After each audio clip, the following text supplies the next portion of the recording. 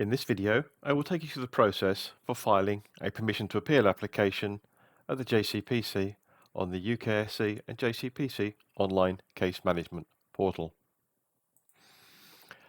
From your My Cases page, you would click File a New Case.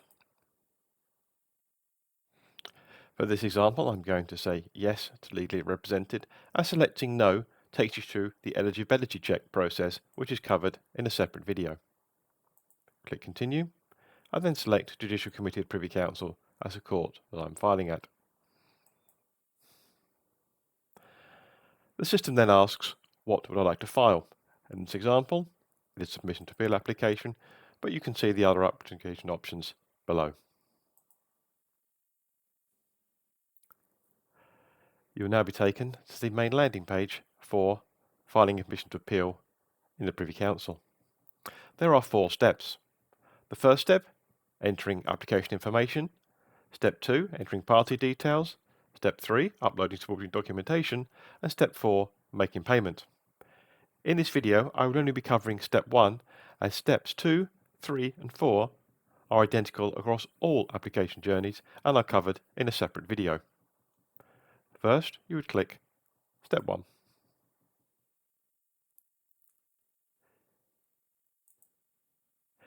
In this video, I will pause recording and complete the information separately in the interest of time. The first question is the name of the court or body whose decision you are appealing. Next, which country is the court in? And then, who were the judges at this hearing?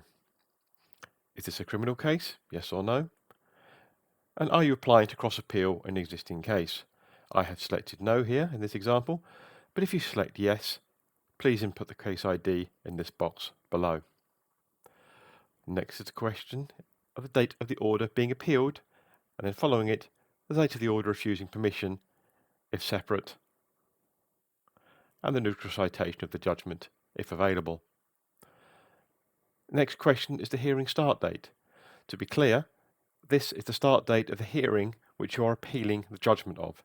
It is not your suggested start date for a hearing at the Privy Council. Please give a brief description of what was decided in this order. This really should be quite brief. Your grounds are a separate document that will be uploaded later in the application. What are you asking the court to do? I'm saying set aside. And what are you asking the court to do in relation to the original order? Again, I'm saying set aside. The next question, if this is a civil matter, tell us the estimated value of the claim. This is because JCPC fees are dependent on the value of the claim. I've selected 100,000 to 500,000, and when you get to the stage to make payment in this, the system will work out the appropriate fees based on this information. The next question is to provide a short summary of the facts in this case. This should be a short summary, 2 to 3 lines, a paragraph at most, just explaining the key facts of the case. It is not a place for you to put your grounds. As mentioned earlier, grounds are a document that can be uploaded later in this process. And finally, a request for keywords to assist the court in indexing the case. Here I have put employment and age discrimination, but you'll see some other examples above. Once you've finished this page, you click Continue. The next page asks for consideration for this appeal.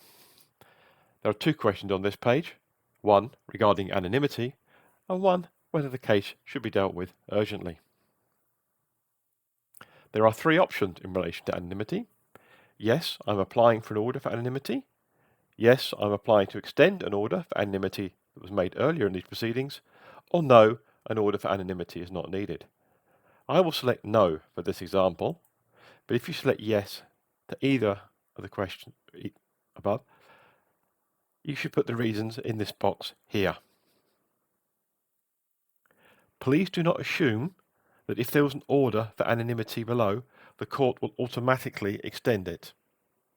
You need to make an application for anonymity as part of this permission to appeal application by selecting one of these 2 yes options. Does the case need to be dealt with urgently?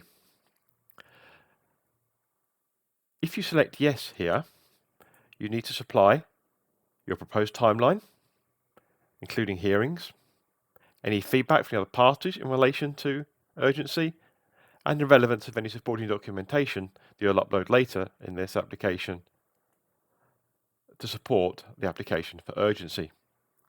Please note, if the court does grant an application for urgency, it is very probable that the case will be listed without reference to parties' representatives' availability. In ordinary circumstances, hearings at the Privy Council are fixed for the convenience of the court and the parties and their representatives. However, if a matter requires urgency, the priority will be finding a hearing date as soon as possible. Parties' availability will not be taken into consideration, so you may lose chosen representatives. Please think carefully before making an application for urgency. In this example, I'm going to select No, and then click Continue.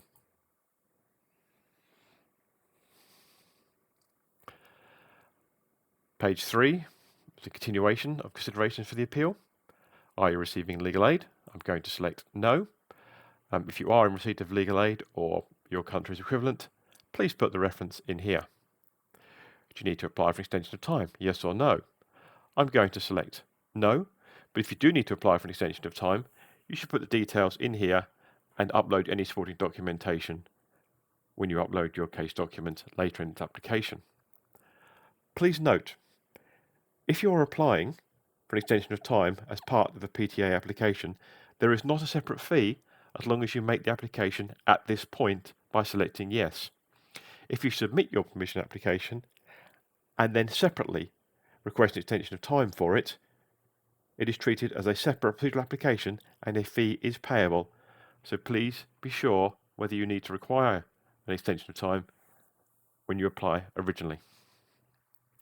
The next question, are you seeking to depart from a previous decision? Yes or no? I'm going to select No, but if yes, please provide the name, neutral citation, and a brief summary of the decision. Do you intend to request a hybrid hearing? The Privy Council frequently has hearings in a hybrid manner. This is where one or more parties are remote and the justices are in court. The Privy Council is very conscious of costs to parties in Privy Council matters, particularly the cost of sending representatives from the Caribbean, for example, to London for a hearing. So the Privy Council will accommodate hybrid hearings if appropriate. It is generally accepted that the preference for hearings is to be in person. However, the court is conscious that that is not always the ideal situation for parties, and as such, we give the option to flag now if you want to require a hybrid hearing. I'm going to select No. Please note, if you do select No, this does not preclude you from asking for a hybrid hearing later when the hearing is listed. It merely indicates at an early stage that one may be required. You would then click Continue. The last page is a chronology of proceedings.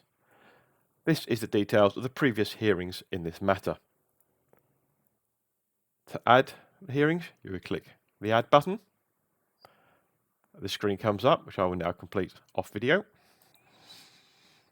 You would put in the details of the court you are appealing from, the date of the judgment, a neutral citation number if available, the hearing start date, name of the judges, a brief description of what was decided, and date of the order refusing permission. This does replicate some of the information you have already entered, however, it's for a different purpose, so we ask that it is completed again. Here, you would click Complete, and that would add this hearing.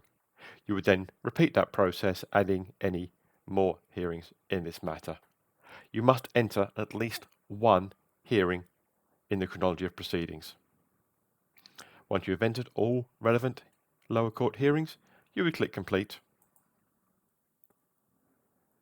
That will take you back to the application landing page, and you will see that Step 1 is marked as green and complete. As previously indicated, Step 2, entering party details. Step 3, uploading documents, and step 4, making payment, are covered in separate videos, so will not be covered in this one. You have an option here to export a copy of your application. Clicking on this will download all the information you have entered so far as a PDF. You can see here the information we put in during this process has been completed on this form, up to and including the chronology of proceedings. You will note in this draft payment has not yet been made, and you can see that the case name, case ID have not yet been assigned, the form has not been submitted yet, and additionally is currently in draft. This export function provides two uses. The first is so that the application can be downloaded in draft and shared among those who are not with access to the portal. If, for example, the portal is being completed by a relatively junior member of the team who wishes to run a copy of the application past a senior partner, rather than having to have them look at the online portal, they can simply export a copy of the application for the information to be checked.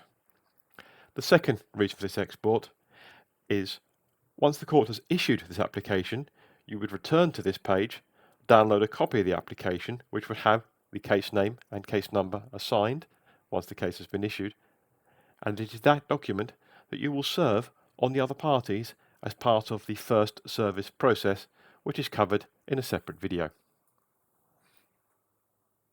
As indicated before, steps 2, 3 and 4 are covered in a separate video.